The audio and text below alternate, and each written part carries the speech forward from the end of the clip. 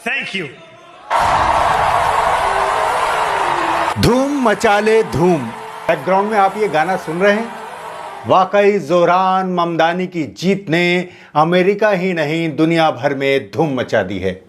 Zohran Mamdani जीत गए। उन्होंने किसे हराया? आप शायद कहें कि निर्दलीय एंड्रयू कुओमो को या रिपब्लिकन पार्टी के कर्टिस स्लीवा को, लेकिन नहीं, दरअसल उन्होंने डोनाल्ड ट्रंप को हराया है। पहले दिन से उनकी टक्कर सीधे अमेरिका के राष्ट्रपति डोनाल्ड ट्रंप से थी, जो उनकी प्राइमरी में जीत के बाद से न्यूयॉर्क के नागरिकों को रोज धमका रहे थे कि अगर ममदानी मेयर बने तो वो न्यूयॉर्क को फंड नहीं देंगे।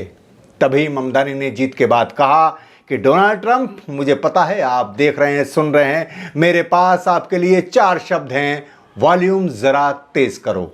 ममदानी की यह जीत सिर्फ अमेरिका के संदर्भ में नहीं बल्कि पूरी दुनिया के संदर्भ में है, क्योंकि ट्रंप जिस तरह एक नए तानाशाह के रूप में उभरे हैं, उसके बरक्स ममदानी की जीत एक बड़ा सबक है।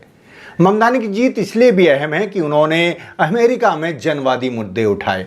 उन्होंने ट्रंप के दौर में भी आर्थिक न्याय की बात की, रोटी और गरिमा की बात की। इस सब की वजह से ही ट्रंप ने उन्हें पागल कम्युनिस्ट तक करार दे दिया था। ट्रंप जब अमेरिका में प्रवासियों के खिलाफ मुहिम चला रहे हैं, उस समय में एक प्रवासी की जीत और भी महत्वपूर्ण बन जाती है। ममदान अमेरिका में एक प्रवासी हैं, मुसलमान हैं, भारतीय मूल के हैं। जी हाँ, 33 साल के जोहरान ममदानी की मां भारतीय अमेरिकी फिल्म मेकर मीरा नायर हैं और पिता भारतीय मूल के गुजराती मुस्लिम और कोलंबिया यूनिवर्सिटी में प्रोफेसर महमूद ममदानी हैं। ममदानी की पत्नी रमा दुवजी एक सीरियाई कलाकार हैं और इस तरह अपना चुनाव जीतकर ममदानी न्यूयॉर्क के पहले मुस्लिम और पहले एशियाई मेयर बन गए हैं। ट्रंप इस जीत से इतना बौखलाए कि उन्होंने ममदानी की विक्ट्री स्पीच के बाद ट्रुथ सोशल पर लिखा, क्या लिखा, और अब ये शुरू होता है। इस सब का क्या मतलब है आप समझ सकते हैं।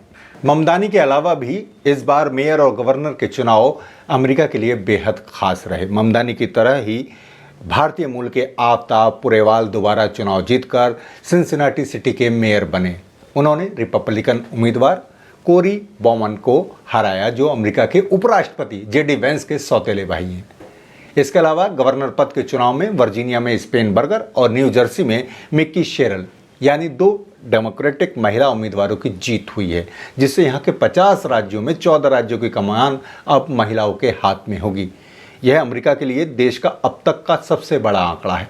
हालांकि अमेरिका में डेमोक्रेट और रिपब्लिकन की नीतियों में बहुत कम फर्क है, लेकिन ट्रंपवाद के दौर में इतना बदलाव बड़ी राहत देता है।